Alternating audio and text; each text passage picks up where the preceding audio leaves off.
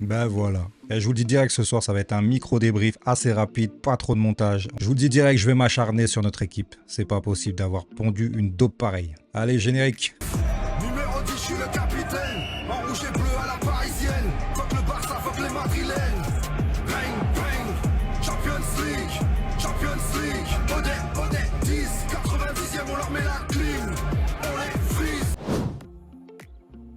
Donc voilà, on se retrouve. Le match vient de se finir. Défaite 1-0, donc victoire de Monaco face à notre équipe, le Paris Saint-Germain. Et ben voilà, il fallait que ça arrive, il fallait. Et compo et statistiques, on y va directement. On avait pourtant une bonne petite équipe sur papier, même si une fois de plus remaniée. Excuse-moi, on ne remanie pas autant. Le coach l'a dit lui-même, c'est une équipe de Champions League. Je comprends pas trop, même si elle me plaisait pour commencer. Mais bon, on a un Kvaratskhelia, Mayulu, Kang In Lee. Le milieu titulaire, s'il vous plaît, Ruiz, Vitinha, Neves. Et une défense tout à fait potable pour ce genre de match. Hernandez, Pacho, Marquinhos, Zaïre Emery et Chevalier au goal. Donc voilà où on en est. Actuellement, leader en attendant le match de l'Olympique de Marseille ce soir qui devrait se défaire de Toulouse, je pense bien. Donc ils vont nous repasser devant. Ça me fait énormément chier, sincèrement. Le match nul m'aurait amplement suffi, il n'y a pas de souci. Mais là, une défaite, on peut se faire repasser devant. Entendre ces chèvres piapiater pendant combien de temps, s'il vous plaît? On va les laisser espérer combien de temps? Au bout d'un moment, il va falloir s'y mettre, les gars. On a un d'expected goal sur ce match. Pour moi, l'envie n'était pas là. Je suis désolé, je regardais l'équipe. Je vais vous le dire direct, je me suis fait chier sur ce match et ça faisait bien longtemps sur un match du Paris Saint-Germain que je m'étais pas autant ennuyé. J'ai même limite zappé de temps en temps sur d'autres matchs, s'il vous plaît. On a 17 tirs au total, seulement 4 cadrés. On a 83% de passes réussies,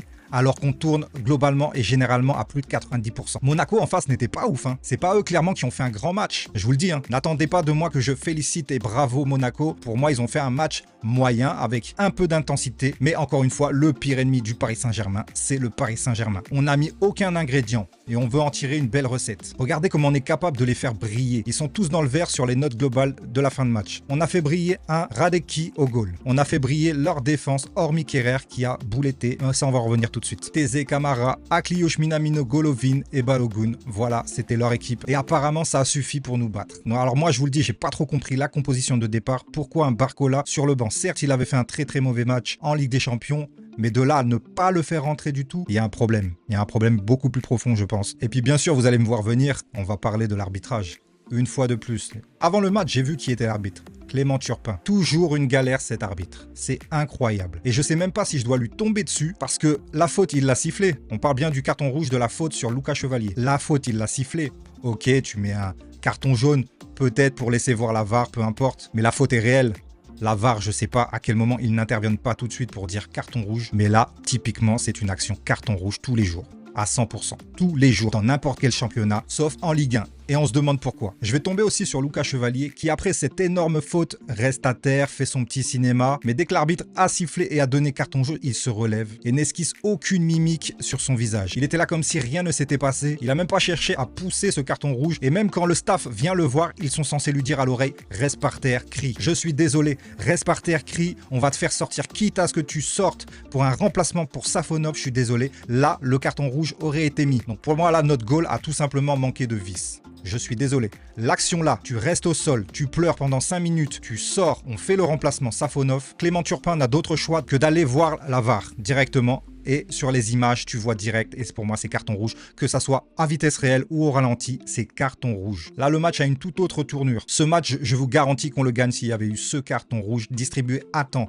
Parce que mettre un carton rouge à la 80e, désolé. Il s'est passé quoi pendant 70 minutes avant? Et ça, je pense que c'est la pression qu'ont les arbitres à ne pas tuer un match dès les premières minutes. Là, je sais pas, mais dites-moi. Hein. Personnellement, c'est mon avis. Mais dites-moi vous en commentaire, sincèrement. Il y a rouge à ce moment-là, c'est un tout autre match. Et tant pis si on devait faire le remplacement avec Safonov, ça lui aurait donné du temps de jeu au moins. Mais ça aurait provoqué le destin. Je vous garantis qu'à 11 contre 10 à cette période du match, on le remporte ce match. Et il n'y a pas de scandale. Et je suis pas là en train de faire cette vidéo face à vous dans cet état. Je suis énormément déçu. On aurait pu faire match nul. Ça m'aurait pas posé problème, sincèrement. Monaco reste une belle équipe quand même si pour moi, ce soir, ils n'ont pas fait un match de ouf, comme beaucoup de commentateurs ont pu le prétendre. Je suis désolé, non, c'était un très moyen Monaco et un effroyable Paris Saint-Germain. On a été dégueulasse. Pas un pour rattraper le temps. Kvaratskhelia a essayé, mais très monotone. Même si ça a été le meilleur en attaque, je suis désolé. Il n'a pas été MVP ce soir, il n'a pas porté l'équipe, il n'a pas porté l'attaque surtout. C'était lui le leader en attaque ce soir. Mayoulou, vraiment pas trouvé ouf, sincèrement. Lee, il a eu sa chance d'être titulaire, il en a pas profité. Notre milieu de terrain, je sais pas ce qu'ils avaient. Pourtant, Ruiz, Vitinha, Neves, c'est les 3 titulaires d'habitude. Et sur ce match, on ne les a pas reconnus. Et sur la défense, j'ai pas trop envie de leur tomber dessus parce qu'ils ont fait en partie le taf, même si sur ce but, je suis désolé, il y a personne qui l'attaque. Minamino réussit à tirer. Lucas Chevalier qui ne bouge absolument pas, qui n'essaie même pas d'y aller. Mais sur cette action aussi, sur le but, on peut parler encore d'arbitrage.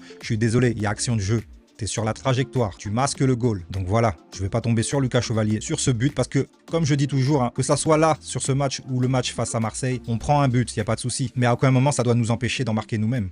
Voilà, le nombre de matchs qu'on gagne. Et pourtant qu'on s'est pris 2-3 buts, voilà, ça passe inaperçu. C'est vrai que défensivement, cette année, je ne trouve vraiment pas ouf. Il va falloir remédier à ça pour les prochains matchs. D'ailleurs, le prochain est au Parc des Princes le week-end prochain face à Rennes. En espérant un sursaut d'orgueil, bien entendu. En espérant aussi le retour de certains cadres. Je pense à Nuno Mendes. J'espère vraiment qu'il sera de retour. J'espère cette fois-ci avec un Dembélé titulaire et qu'on puisse réaligner une attaque digne de ce nom. Donc voilà, je voulais vous partager en débrief assez rapide mon impression. Franchement, je suis dégoûté. Dégoûté, même pas pour ce résultat, mais pour l'intensité qu'on a pu y mettre. On n'était pas là. On n'était clairement pas là. Et ça me dégoûte. Alors soit c'est un mauvais choix de compo, mais on va arrêter de sortir l'excuse de la fatigue. Sur le terrain, il n'y a eu que des joueurs qui voulaient jouer ce match. Et moi, je suis plus de la team de ceux qui pensent que on n'a pas eu de préparation. On va la sortir jusqu'à quand cette excuse? On n'a pas eu de préparation. On a eu assez de matchs pour se préparer depuis. Que ça soit physiquement, peu importe. Il y a eu des trêves, il y a eu tout ce qu'il faut pour se mettre enfin en route. Donc voilà, c'est très bien la Champions, deuxième, tout ça. Mais n'oublions pas le championnat. Ça reste très important. On ne peut pas se permettre de laisser passer le titre, surtout pour Marseille. Donc j'espère vraiment qu'on va réagir. Et je vous invite vous-même à réagir en commentaire parce que les dernières vidéos, c'était compliqué pour vous. Pourtant, tout est gratuit. Donc voilà, je vous attends en com et je vous réponds tout de suite. Enfin voilà, match à oublier. On oublie tout ça.